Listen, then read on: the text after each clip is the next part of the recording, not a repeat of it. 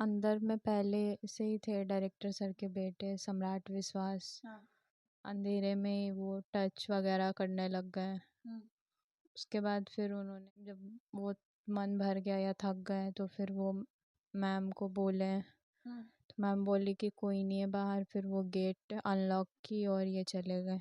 अंदर भेज कर के वो बाहर से गेट लॉक कर घर आए थे। तो वो बहुत कम एज था तो वगैरह लग गया था। हाँ। तो मम्मी को लगा कि शायद पीरियड्स पीरियड्स। हो हाँ। गई है फर्स्ट टाइम में, तो आईसीयू वगैरह में भर्ती हो गए थे। हम्म। बहुत सारी लड़की के साथ हुआ है, मेरे से पहले, मेरे बाद, मेरे मतलब वक्त आपसे पे भी। सीनियर जो थी, आपसे जूनियर, सबके साथ ऐसा? फिर उस वजह से हम एक मंथ तक उठे भी नहीं थे बेड से। तबीयत खराब हो गया था काफी ज्यादा? हाँ, इस वजह से मेरा पीरियड्स का भी बहुत इशू हो गया था। हाँ। टाइम पे नहीं होना, साइकिल ख़राब हो गया था पूरा, हेल्थ भी ख़राब हो गया था। तो बहुत डॉक्टर वगैरह से दिखाए थे, पटना में भी लेके गए थे, विनय कारक उनसे दिखवाए।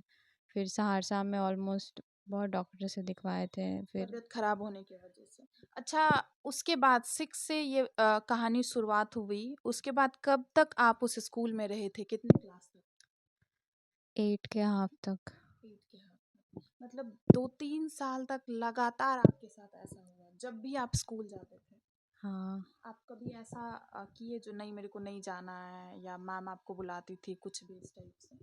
अगेंस्ट तो बहुत बार गए, लेकिन मैम का वही था। और सर पूरा सबको एक तरह से पूरा स्कूल ही टारगेट करता था, हम्म। तो और घबरा जाते थे।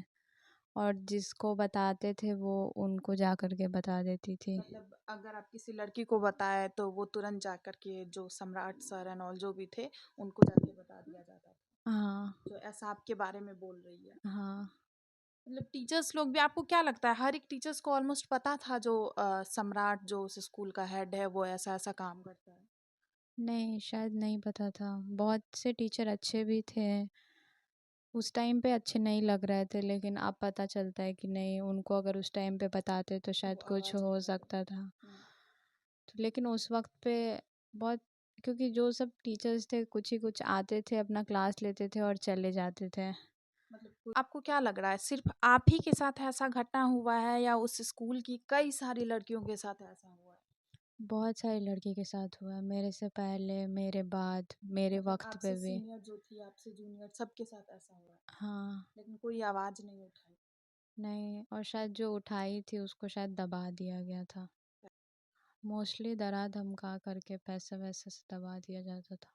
जहाँ तक आप भी आवाज़ नहीं उठाए, बाद में आप काफ़ी ज़्यादा डिप्रेस्ड होने लगे, इसी वजह से आपके पेरेंट्स को पता चला और ये मामला सामने आया, और जो इंसान ऐसा घटना किया है वो अभी गिरफ्तार हो चुका है। आप समझ जाइए, हम लोगों को जहाँ तक पता चला है वो एक टारगेट सेट करके रखा था, जो क्लास 5 से लेकर के 10 तक के लिए इतनी सारी लड़कियों के साथ ऐसा ऐसा घटना करना है। मतलब आप मानो तो सहरसा का टॉप स्कूल था वो, और उस स्कूल के डायरेक्टर के बेटे के द्वारा ये हरकत किया जा रहा था। क्लास 5 की लड़की, 6 की लड़की, 7, 9, 8, 9, 10, हर एक बच्ची के साथ ऐसा घटना हुआ था। जब इनका केस सामने आया उसके बाद कई सारी लड़की अभी उभर करके सामने आ रही है, और कई सारी लड़की जो है अपना दर्द बयां कर रही है और अपने बारे में भी बता रही है, जो हमारे साथ भी ऐसा हुआ है, और इनका साथ देने को भी तैयार है। ऐसा है कि? हाँ, है, बहुत सी लड़की है जो मतलब सामने आई हैं, खुद डीआईजी को मैसेज किए हैं, डीआईजी सर को, फिर बात भी की है उनसे। और फिर बोली भी है कि टाइम आने पे, क्योंकि सबको अपने इज्जत का है कि किसी के सबको, पेरेंट्स। मतलब सब काफ़ी ज़्यादा फ्रस्ट्रेट होगी मन में।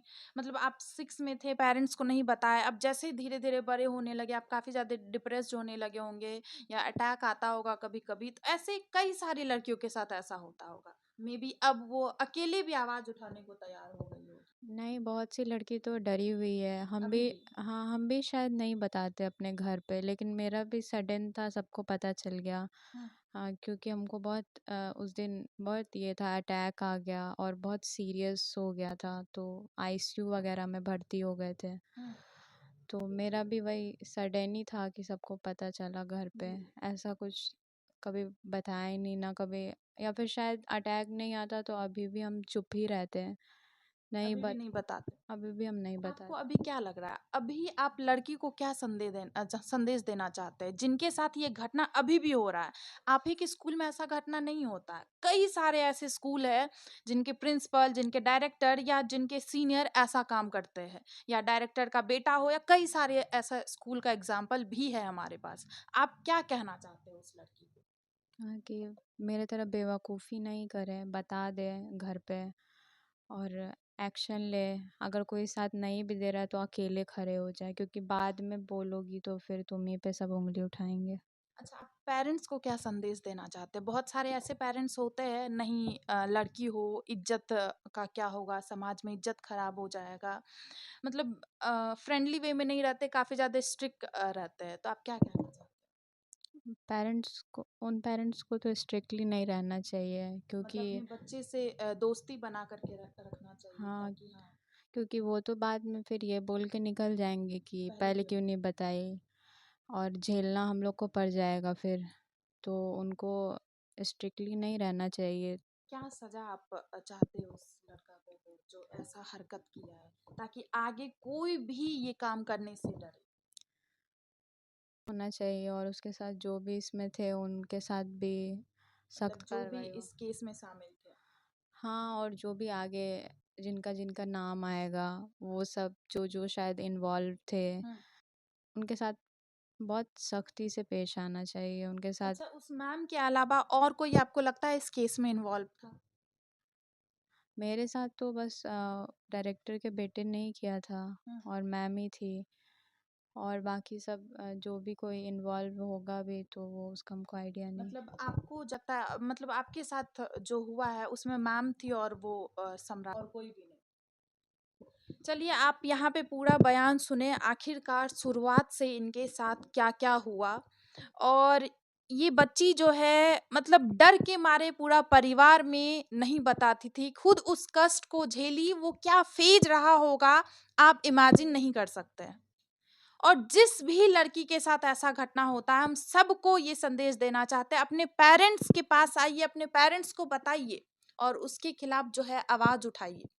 और मोस्टली वो सारे गार्जियन को भी हम ये बताना चाहते हैं, अगर बहुत सारे ऐसे गार्जियन हैं या बहुत सारे ऐसे गार्जियन को हम देखे भी हैं, जो अपनी बच्ची को लेकर के नहीं समाज में क्या होगा अगर तुम बता देगी, हमारा नाम बदनाम हो जाएगा। नहीं, आपकी बेटी जो अभी इनके साथ जो हो रहा है वो और कोई इमेजिन नहीं कर सकता या और कोई फ़ील तक नहीं कर सकता है जो ये किस कष्ट से गुज़र रही है। क्या-क्या मतलब क्या तकलीफ़ हो रहा है इनको। सारे पेरेंट्स को हम यही संदेश देना चाहते हैं, अपनी बच्ची के साथ मतलब थोड़ा दोस्ती बना करके रखिए।